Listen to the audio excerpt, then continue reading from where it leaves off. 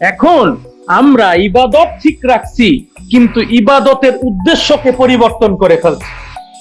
ইবাদত ঠিক রাখছি, অনেকেই নামাজ পড়ি, উদ্দেশ্য পরিবর্তন করছি হইলো আমরা বলি নামাজ হচ্ছে বেহেশতের চাবি, বেহেশতের তালা খোলার জন্য এখন আমি নামাজ ধরছি। নামাজ কি বেহেশতের তালা খোলার জন্য নাকি আল্লাহর সন্তুষ্টির জন্য? কার জন্য? রোজা কি বেহেশতের হুরপরি পাওয়ার জন্য নাকি আল্লাহর সন্তুষ্টির জন্য? যাকাত কি বেহেশত লাভের আশায় নাকি আল্লাহর সন্তুষ্টির জন্য? হজ কি বেহেশত লাভের আশায় নাকি আল্লাহর সন্তুষ্টির জন্য? আসলে ইবাদতের মূল লক্ষ্য হবে আল্লাহর সন্তুষ্টি অর্জন।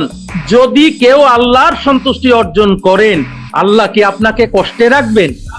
আল্লাহ কি আপনাকে টর্চার করবেন নাকি শান্তিময় স্থানে রাখবেন? মনে শান্তি, দুনিয়ায় শান্তি, আখিরাতের শান্তি সবই থাকবে। তো সহজ জিনিস, যেখানে আপনার শান্তি, আপনি যা চাইবেন। এত উদাহরণ কেন দেওয়া হয়েছে? উদ্দেশ্য হইল, বলার কারণ হচ্ছে আসলে আপনি যা চাইবেন আপনি যেন তাই পান, আপনার যাতে অভাব না হয়। এইটা বলতে গিয়ে উদাহরণ দিছে। এখন উদাহরণ কেন হুরপরির দিতে হয়েছে? কারণ আরবের মানুষ হুরপরি বেশি পছন্দ করছে। দাসিদানিরে সব স্ত্রী বানায় ফেলতেছিল, বউ বানায় ফেলতেছে, রাস্তাঘাটে পরনারীরে ধরতেছে, পর কর্মে লিপ্ত থাকছে, পর স্ত্রীকে টর্চার করছে। জাহেলিয়াতের যুগে এরকম ছিল না? তাদেরকে থামানোর জন্য বলছে এডিরে ছাইরা দে, আল্লাহ তোদেরকে এসে অনেক সুন্দর জিনিস দিবে। কি সত্য না মিথ্যা? যে উদ্দেশ্য ছিল কি? যে আমার মা বোনের নিরাপদ করা। কি সত্য না মিথ্যা?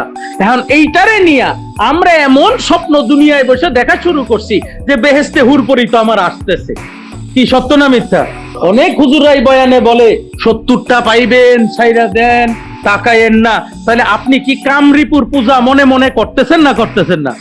যে 70টা পামু, আসতেছে লোভ, এই লোভ আসতেছে না আসতেছে না?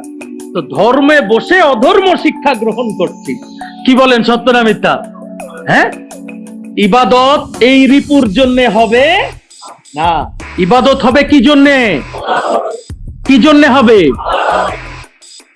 ইবাদত করতে হয় আল্লাহর সন্তুষ্টির জন্য।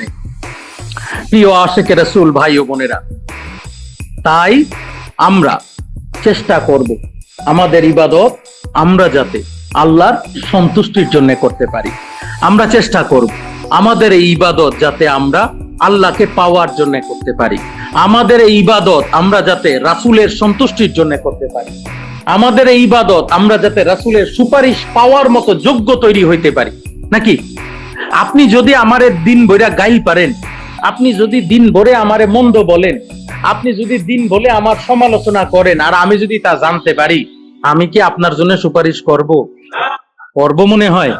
আপনি করবেন নাকি? আপনারে যদি কেউ গাইল পারে, আপনি কিভাবে আশা করেন যে আপনি রাসূলের জন্য ভালোবাসবেন না, আপনি আল্লাহকে ভালোবাসবেন না, আবার আল্লাহর কাছ থেকে আপনি সুপারিশ অথবা রাসূলের কাছ থেকে আপনি সুপারিশ আশা করছেন? করতে পারেন? পারেন? আপনি দেওয়ানবাগির কথা মানবেন না। আমি যে বলেছি নামাজ পড়ো, মুরাকাবা করো, রোজা রাখো, ইবাদত করো, এগুলো আমাদের ওয়াজিফায় আছে না নাই? আছে না নাই? নাকি ওয়াজিফায় এগুলো নাই? নামাজের পরে মুরাকাবার নিয়ম ওয়াজিফার মধ্যে লেখা আছে, নামাজের কথা লেখা আছে, মুরাকাবার কথা লেখা আছে। আমরা করতে কি? লেখা তো সব আছে, কিন্তু আমরা ফুটবল খেলার ফ্রেশ যেমনে আমরা আলমারিতে টাঙ্গাই, ওয়াজিফাটারে নিয়েও আমরা আলমারিতে টাঙ্গাইছি। কি বলেন, সত্য না মিথ্যা? এই যে দেখো আমি মুরিদ, এই যে আমার কাছে ওয়াজিফাটা আছে। এটা কি টাঙ্গানের জিনিস না এটা আমল করার জিনিস? আমল করি নাই দেখে এখন আমরা বলি যে জাহান্নামে যাইতেও পারি নাও পারি। আজকে যদি আমল করতাম তাহলে কি এটা বলতাম? তাহলে কি বলতাম? আমি আল্লাহর সন্তুষ্টি অর্জন করেছি। কি বলেন, সত্য না মিথ্যা? এই ক্রেস্ট টাঙ্গাইছেন, দরবারের বই নিয়ে টাঙ্গাইছেন, আমল নাই অন্তরে, এই জন্য আমাদের এই অবস্থা। এই জন্য আমি তরিকাতে এখন আমলের প্রতি অনেক বেশি জোর দিছি, অনেক বেশি জোর দিছি, যাতে সবাই আমল করেন। আমি তো আপনাদেরকে নিয়ে নৌকাটা ডুবাইতে চাই না। আপনারা কি আপনাদের নৌকাটা ডুবাইতে চান নাকি এই নৌকাটা কিয়ামত পর্যন্ত রাখতে চান? এই নৌকাটা শাহ দেওয়ানবাগী তৈরি করছে, এটা শাহ দেওয়ানবাগীর নৌকা। এই নৌকার মালিক শাহ দেওয়ানবাগী, আমি না, আমি তার গোলাম। তবে বর্তমানে এই নৌকার মাঝির দায়িত্বটা আমার কাছে দিয়ে গেছে। এই মাঝির বৈঠাটা আমার হাতে, কিন্তু নৌকার মালিক আমি না। আমাদের এই নৌকার মালিককে বলেন বাবা দেওয়ানবাগী। উনি এই নৌকাটা তৈরি কইরা দিয়া বলছে বৈঠাটা হাতে দিয়া আমার মুরিদের ইমানের নেতৃত্ব তুমি দিবা। আমার মুরিদকে নেতৃত্ব দিবা। নেতৃত্ব মানে কি? অভিভাবকের দায়িত্ব নেও, যাতে তারা আল্লাহকে পায়, যাতে তারা রাসূলকে পায়, যারা তারা আল্লাহর পথে ধাবিত হয়। কি বলেন, সত্য না মিথ্যা? এখন আমি যদি আপনাকে আল্লাহ ও রাসূলের দাওয়াত না দিয়ে রাজনৈতিক গল্প করি, এর সমালোচনা, তার সমালোচনা, তার কথা, সে ভালো সে খারাপ, এই গপ্প লাগাই, আপনার কি আত্মিক উন্নতি হবে? হবে? এই ভিতরে আলো ঢুকবে? আর যদি আমি আপনাকে তরিকতের পরামর্শ দেই, সাধনার পরামর্শ দেই, চরিত্রবান হওয়ার পরামর্শ দেই, তাহলে না আপনার ভিতর আলোকিত হবে। কি বলেন, সত্য না মিথ্যা? এই জন্য এই কাজ করতেছি। লোকে যা বলে বলুক, আমি আমার কাজে থাকবো। কি থাকবো না? থাকবো না, থাকবো। আপনাদের কাছে আমার অনুরোধ, আসলেই যদি আপনি মোর্শেদকে ভালোবাসেন, যদি শাহ দেওয়ানবাগীর বিন্দু মাত্র ভালোবাসা আপনার ভিতরে থাকে, তাহলে আপনি তো চাইবেন চোখ বন্ধ করে আমি মোর্শেদকে দেখি। চাইবেন না? চাইবেন না?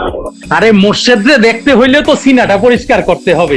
ওই গুয়ের মধ্যে মোর্শেদ যাবে, ওই আবর্জনার মধ্যে মোর্শেদ যাবে? গপ্প করতে পারবেন দেওয়ানবাগীর আশেক। গপ্প করা সহজ। আশেক তিনি, যিনি মোর্শেদরে নিজের ভিতরে বসাইতে পারবেন। সত্য না মিথ্যা বলেন? মোর্শেদের সাথে কথা বলতে পারেন। সত্য না মিথ্যা বলেন? রাসূলের সাথে কথা বলতে পারেন। সত্য না মিথ্যা? করবেন চুরি আর বলবেন আমি আশেক, তাহলে কি হবে? করবেন রাহাজানি আর বলবেন আমি আশেকে রাসূল, তাহলে কি হবে? করবেন বাটপারি সিটারি আর বলবেন আমি রাসূলের আদর্শের সৈনিক, তাহলে কি হবে?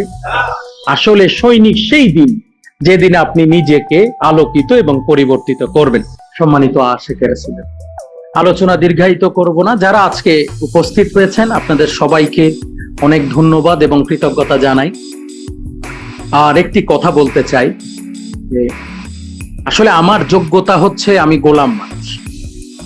আমার যোগ্যতা অনেক বড় কিছু না। আমার যোগ্যতা আমার আশেকে রাসূল, আমার সম্পদ আমার আশেকে রাসূল, আমার ইজ্জত আমার আশেকে রাসূল, আমার সম্মান আমার আশেকে রাসূল, আবার আমার বেজ্জতিও আমার আশেকে রাসূল। তা আপনি চিন্তা করে নেন, আপনি কি আমার সম্পদ ইজ্জত হবেন নাকি আমার বেজ্জতি করবেন? আপনি ঠিক করেন। আপনারা আমার শক্তি। আমি মুর্শেদ কেবলা জান আমাকে বলেছেন নেতৃত্ব প্রদানকারী। এটা ওনার দয়া, এটা ওনার দয়া। কিন্তু আমি আমাকে বলি গোলাম। আমি এই দেওয়ানবাগ শরীফের নিকৃষ্টতম গোলাম। আমি বাকি জীবন গোলামি করে পার করব, গোলামি করে নিজের জীবনটাকে শেষ করতে চাই। আমি আপনাদের কাছে সাহায্য চাই। আমার একটু সুযোগ দেন, আমি যাতে আপনাদেরকে একটু আলোকিত করতে পারি। আমার মনে অনেক কষ্ট যে লক্ষ লক্ষ আশেকে রাসূল অথচ ইমানদার বানাইতে পারছি না। একটু আমাকে সাহায্য করেন, আমি যাতে আপনাকে একটু আলোকিত করতে পারি, আপনার সিনার মধ্যে একটু ওই নূরটা দিতে পারি। মৃত্যুর আগে আপনাকে যাতে একটু ওই মালিকের নুরানিময় চেহারাটা দেখাই দিয়ে যেতে পারি। আমার যোগ্যতা নাই। আপনি চাইলে আপনি পরিবর্তিত হইতে পারবেন, আমি দিতে পারবো না।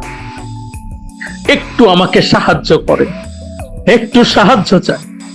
আপনাকে পরিবর্তন করার সাহায্য চাই, আপনাকে আলোকিত করার সাহায্য চাই। আমাকে একটু সুযোগ দেন। আমি অনেক বড় ভিক্ষুক। আমি আমার মালিকের কাছে সকাল বিকাল আপনাদের জন্য ভিক্ষা চাই। আমার মালিক যেন আপনাদেরকে মাফ করে দেন। আল্লাহ আপনাদের সবাইকে হেফাজত করুক। সবাই বলুন আমিন। ভালো থাকবেন, সুস্থ থাকবেন, নিরাপদে থাকবেন। আসসালামু আলাইকুম ওয়া রাহমাতুল্লাহি ওয়া বারাকাতুহু।